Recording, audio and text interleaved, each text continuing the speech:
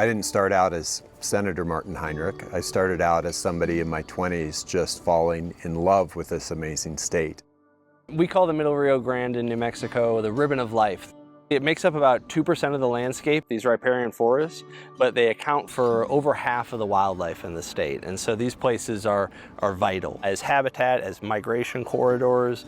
They provide food, they provide cover for all sorts of critters, whether it's elk, porcupines, birds of every type. Communities, plant and animal communities you find nowhere else in the world, just in the Middle Rio Grande. We talk a lot about water here in New Mexico, right? Because we don't have a lot of it.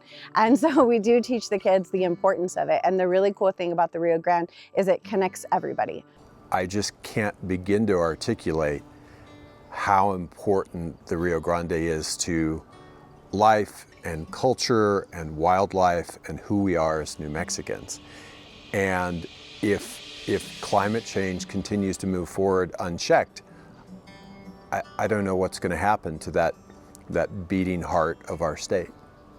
New Mexico is really on the forefront of the worst impacts of climate change because so much of our land management and livelihoods is dependent on the land. I've spent the last 20, 25 years thinking about how do we reconcile the absolute necessity of protecting the special places, the public lands, the wildlife, rivers like the Rio Grande, but also build the energy future that will protect our planet from the worst impacts of climate change. And so the SunZia project is really sort of an encapsulation of all of those things. The SunZia project is a 3.5 gigawatt wind project and a 550-mile high voltage direct current transmission line. It's a truly gigantic clean energy project. To put that in perspective, that is 1 million homes that'll be powered by clean, renewable energy from here in New Mexico instead of fossil fuels. It's more power than the Hoover Dam. It's almost 1,000 turbines spread across multiple counties. It's 550 miles of some of the most powerful DC transmission in the Western Hemisphere. This is the biggest clean power project ever built in the Western Hemisphere. It's been a long road, almost 20 years. It's an incredible benefit to New Mexico. It's an incredible benefit to the nation. And it's going to be a game changer on climate change. One of the things that I believe is incredibly important in the process of trying to create big projects like this is collaboration, and it needs to be early. And that's how you build a broad enough coalition where you have local county commissioners, other elected officials, conservation groups, the families who are getting lease payments that in some cases make their family ranch viable. That's how you're going to get to yes, is you have to genuinely partner with local communities. Lincoln County is the history of New Mexico. It's where it all started. It's, we basically have two things that drive our economy, and that is tourism and ranching. We have a commodity to export, and that is wind and sun and cattle.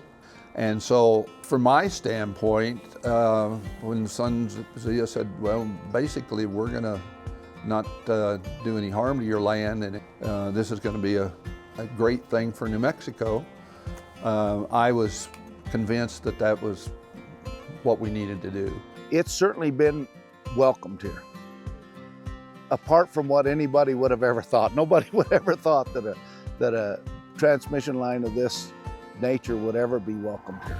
But I haven't heard anybody say anything negative about it. That money goes into a coffer that helps build roads.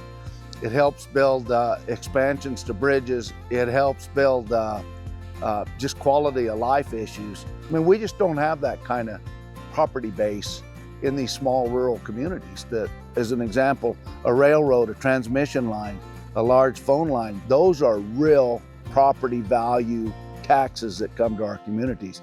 It's a major piece of our property tax, not a minor piece, a major piece. I think one of the reasons why SunZia was ultimately successful was the incredible collaboration with conservation organizations that had real credibility on the ground. Organizations like Audubon, like the New Mexico Wildlife Federation, organizations like New Mexico Wild. It was their knowledge in the process that made it possible to get to yes in a way where I think we protected some really important places in the state of New Mexico. So my role was to bring people to the table to have the hard conversations about renewable energy development, because there are hard pills to swallow on both sides of this. For developers, they need to realize that there are places that are incredibly important to species and to humans, special places in New Mexico that need to be protected.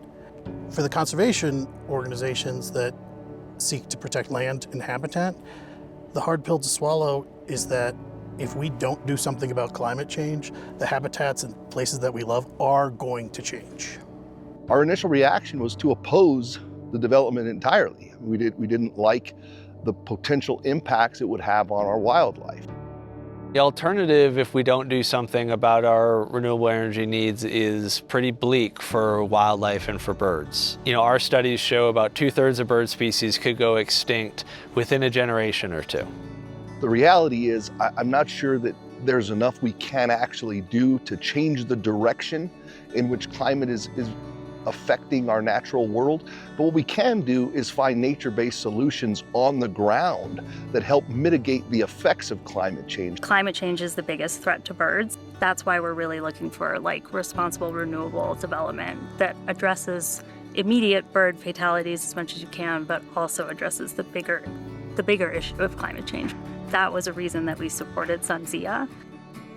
You know, I think we as an organization acknowledge that development needs to happen. Development is necessary. We all enjoy the comforts of modern life, but there's a way to do it in a way that's thoughtful, community-oriented, species-oriented. There's a right place for infrastructure. There's a wrong place for infrastructure. But what we've done here in New Mexico is really worked with the renewable energy community to both mitigate the worst impacts of some of that development and also ensure that a lot of these landscapes are left better than what they started as. For the SunZia line, we asked that the company install an avian collision avoidance system that would reduce mortality of Sandhill Cranes running into those wires as they cross the Rio Grande. We also asked them to include the Herkenhoff mitigation project as part of the entire package, and so any impacts to those cranes that were left were offset by the ability to grow more cranes in this habitat we created. So Pattern Energy is donating 1,100 acres of ag land to the department, and over the course of the next 5 years, Audubon Society, Pattern Energy, and Department of Wildlife are partnering together to convert it into more of a wildlife refuge, where we're going to have things like moist soil units, cottonwood groves, and other rare and important habitats that are focused on really trying to promote Sandhill Crane populations. The addition of this property to the wildlife management area portfolio of our state wildlife agency is spectacular. And it's important to understand that not all acres are created equal. These 1,100 acres provide some of the most high quality habitat imaginable for our migratory waterfowl, particularly for Sandhill Cranes. SunZia is unique because of its size and scale. It is moving the needle on our renewable energy build out in the West in a big way. But it does so in a way that actually provides a net benefit to the wildlife and the other communities and things that it shares its space with. We came to the table. In New Mexico, with the conservation groups, the developer came to the table and found tangible, concrete ways that we can improve the environment in New Mexico. I am just proud that the state of New Mexico and Lincoln County specifically are part of the largest wind project in the United States. It's amazing to me that here we are out here in the West and we're doing this, and it is just rolling, and we're just proud of it.